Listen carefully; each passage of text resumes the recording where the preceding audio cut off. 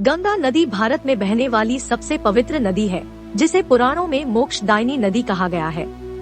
पौराणिक कथाओं के अनुसार जब भगवान विष्णु ने वामन अवतार धारण किया था और असुरों के राजा बलि से 3 गज जमीन मांगी थी, उस समय उन्होंने अपने दूसरे गज में अपना पैर ब्रह्मा लोक में ले गए। वहाँ पर ब्रह्मा देव ने उनका पैर धोए और उस पवित्र जल को अपने कमंडल में एकत्रित कर लिया।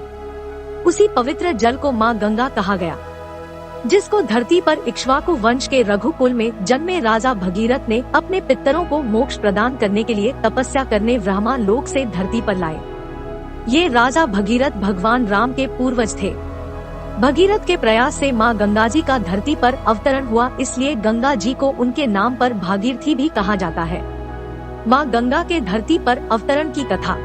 पौराणिक कथाओं के अनुसार भगवान राम के कुल, जिसे रघुकुल या इक्ष्वाकु वंशज कहा जाता है, साथ ही इन्हें सूर्यवंशी भी कहा जाता है।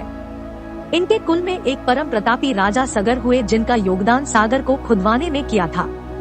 राजा सगर की 2 रानियां थी, परंतु उनको कोई पुत्र नहीं था। उन्होंने पुत्र की प्राप्ति के लिए तपस्या की, जिसके फलस्वरूप उनकी पहली रानी को एक पुत्र तथा दूसरी रानी के गर्भ के एक तुम्बा निकला, जिसे तोड़ने पर 60,000 पुत्र उत्पन्न हुए। राजा सगर के पहले पुत्र का नाम असमंजस था और उन्हीं ने वंश को आगे बढ़ाया। राजा सगर ने अश्वमेध यज्ञ किया, जिसमें नियम अनुसार घोड़ा छोड़ा जाता है। उस घोड़े को इंद्रदेव ने चुराकर कपिल मुनि के आश्रम में बांध दिया। कपिल मुनि बहुत दिनों से तपस्या कर रहे थे। इंद्र को डर था कि तपस्या के बाद वो इंद्र का आसन न मांग ले। जब सगर पुत्र, जिनकी संख्या 60,000 थी, घोड़ा ढूंढते हुए कपिल मुनि के आश्रम में गए और घोड़ा देखकर अपनी अल्प बुद्धि के अनुसार कपिल मुनि का बहुत अपमान किया, जिसके कारण कपिल मुनि ने क्रोध में आंखें खोली और सभी को भस्म कर दिया। फिर बाद में उन्होंने यह उपाय बताया कि जब माँ गंगा का पवित्र जल इस स्थान पर आएगा, तभी इनको मोक्ष प्राप्त होगा। तब से सभी में माँ गंगा को धरती पर लाने की कोशिश की, परंतु सफल नहीं हुए। तब उन्हीं के कुल में राजा दिलीप के पुत्र भगीरथ ने संकल्प लिया, जिसके बाद उन्होंने ब्रह्मा देव की बहुत बड़ी घनघोर तपस्या की, जिसके फलस्वरूप ब्रह्मदेव प्रसन्न हुए और वर मांगने को कहा। तब भगीरथ ने माँ गंगा को धरती पर लाने का वर मांगा। ब्रह्मदेव मान गए, परंतु उन्होंने कहा कि जब गंगा जी धरती पर अत्यंत वेग से आएगी तो उनका वेग धरती सहन नहीं कर पाएगी। तुम शिवजी से इसका उपाय मांगो। उसके बाद भगीरथ ने भगवान शिव की कठिन तपस्या की और उनको प्रसन्न कर लिया।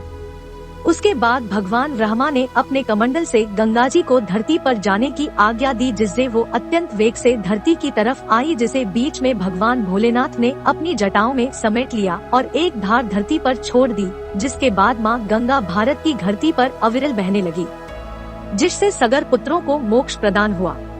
माँ गंगा भारत में जिस जिस स्थान से होकर बहती है, सुख, समृद्धि और मोक्ष प्रदान करती है। गंगा जी के मुख्य स्थल। गंगा नदी का उद्गम भारत के उत्तराखंड से गंगोत्री नामक स्थान से होता है, जिसके बाद वो भारत के प्रमुख स्थानों जैसे हरिद्वार, काशी, प्रयागराज होकर गंगासागर नामक स्थान में सागर में विलय हो जाती है। हरिद्वार की महिमा भगवान विष्णु के 4 धाम में है, काशी भगवान शिव की नगरी है तथा प्रयागराज में 3 पवित्र नदियों गंगा, यमुना और सरस्वती का संगम है। यह तीनों स्थान हिंदू परंपरा से बहुत महत्वपूर्ण है। प्रयागराज तथा हरिद्वार में गंगा तट पर कुंभ का आयोजन होता, जिसमें स्नान से समस्त पापों का नाश एवं मोक्ष की प्राप्ति होती है। तो दोस्तों, आशा है आपको यह कथा पसंद आई होगी। अपने सुझाव दें और कथा को शेयर करें।